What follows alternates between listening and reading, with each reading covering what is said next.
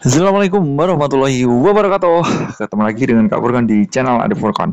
Pada episode kali ini Kak Furkan kembali berbagi informasi yang terupdate ya seputar P3K 2024 yang sudah memasuki tahap 1 dan ini tahap 2 sudah memulai proses pendaftaran ya Bapak Ibu ya. Jadi sudah bisa upload berkas. Silakan teman-teman yang masih bisa memenuhi ya kan kriteria tahap 2 silakan disiapkan dari sekarang karena terakhir nanti adalah 31 Desember 2024.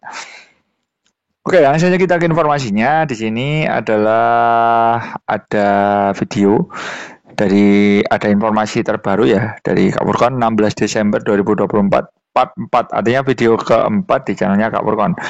Di sini Bapak Ibu bisa perhatikan bahwa ada informasi up to date, tidak ada passing grade nih. Ini sistem kelulusan P3K 2024. Oke. Di sini Senin hari ini ya. Jam 9.28 tadi ya pagi. Oke, dari tribunnews.com. Jadi Bapak Ibu guru perlu perhatikan bahwa memang di seleksi P3K 2024 itu memang tidak ada passing grade ya Bapak Ibu ya. Jadi P3K PPPK tahun 2024 ini menggunakan skema prioritas dulu yang dilihat. Prioritas. Nah, setelah prioritas, misalkan di satu formasi prioritasnya sama, baru nanti turun ke dilihat dari nilai A, nilai akhirnya itu berapa. Nah, jadi tetap yang dilihat itu bukan nilai dulu Bapak Ibu ya. Jadi nilai itu hanya formalitas, benar. Jadi ada pendapat yang nilai itu adalah formalitas. Mengapa? Karena yang dilihat itu prioritas atau golongannya dulu. Jadi golongan, kalau sudah golongan itu sama baru nilai. Jadi seakan-akan ya formalitas. Nah, seperti itu. Jadi lihat kondisinya Bapak Ibu nanti bersaing dengan golongannya itu seperti apa. Seperti itu Bapak Ibu ya. Oke. Nah, di sini Bapak Ibu bisa perhatikan rekrutmen PPPK atau pegawai pemerintah dengan perjanjian kerja tahun 2024 ini sudah berlangsung ya Bapak Ibu. Untuk tahap 1 ini sudah menjelang akhir. Mungkin ada beberapa yang sudah diolah nilainya Bapak Ibu ya. Jadi ini sudah tahap pengolahan nilai. Untuk yang PPPK tahap 1. Pengolahan nilai. Nah, pengolahan nilai. Jadi nilai ya teman-teman nanti diolah. Nanti kelulusannya itu gimana? Jadi hasil akhir nanti tergantung dari nilainya teman-teman dan juga bersaing dengan golongan apa. Itu yang menentukan Bapak Ibu ya. Jadi meskipun nilai itu adalah formalitas, tetapi nanti kalau kita bersaing dengan golongan yang sama, otomatis jadi nanti diperhitungkan juga nilai seperti itu. Jadi ya tetap penting intinya. Berbeda dengan tahun sebelumnya, sistem kelulusan seleksi PPPK tidak menggunakan nilai ambang batas atau passing grade. Lantas, bagaimana sistem kelulusan P3K 2024? Oke. Nah, di sini berdasarkan pemeringkatan Bapak Ibu ya. Tapi perlu Bapak Ibu ketahui meskipun di sini pemeringkatan, nah ini tidak sembarang peringkat Bapak Ibu ya. Jadi nanti banyak yang gagal paham karena di situ nilai kecil kok jadi paling atas Kak. Ah, ini. Jadi pemeringkatan di sini tetap digolongkan melalui prioritas dulu ya Bapak Ibu ya. Prioritas dulu ya kan, meski tidak memperhatikan nilai, ini nilai ada prioritas. Jadi langsung ke nilai. Jadi nilai itu adalah poin kedua yang diperhitungkan jika prioritasnya sudah sama. Tapi kalau sudah prioritasnya berbeda ya sudah misalkan diambil satu formasi ya udah yang satu nggak lulus atau tidak mendapatkan formasi. Nah, di sini Bapak Ibu bisa perhatikan hal ini sebagaimana telah ditegaskan oleh mantan Menteri Menpan RB ya, Bapak Azwar Anas juga tidak ada passing grade dalam seleksi P3K 2024 sehingga dipermudah ya Bapak Ibu ya. Jadi semoga saja teman-teman ini beruntung ya mendapat nilai maksimal dan lulus menjadi ASN P3K tahun ini. Seleksi P3K tahun 2024 itu dilaksanakan dengan CAT dengan penentuan kelulusan berdasarkan peringkat terbaik. Dalam seleksi tidak ada nilai passing grade ya atau ambang batas, namun pelamar akan dinyatakan lulus jika berperingkat terbaik. Nah, berperingkat terbaik ini ada dua kasus ya Bapak Ibu ya. Jadi kalau dia itu bersaing dengan golongan yang sama ya pure peringkat terbaik adalah nilai terbaik. Tetapi kalau bersaing dengan golongan yang berbeda, peringkat terbaik adalah nilai rendah nggak masalah, yang penting golongannya tinggi.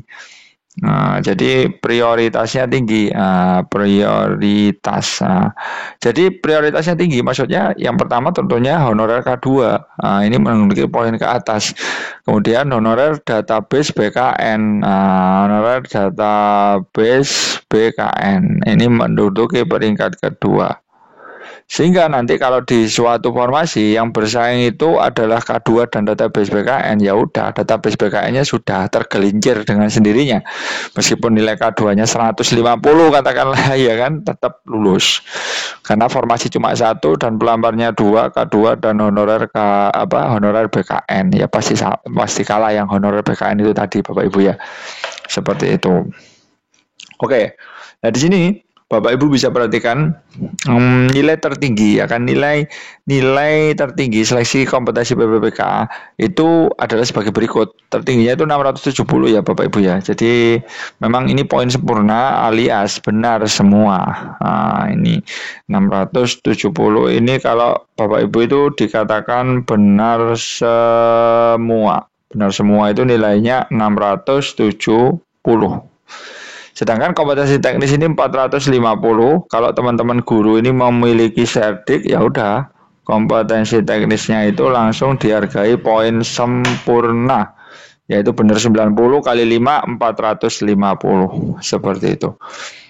Kemudian ada manajerial dan sosial kultural. Oke, di sini manajerial Bapak Ibu ini faktor skala ya, jadi 4 skalanya, jadi nanti 180 poin.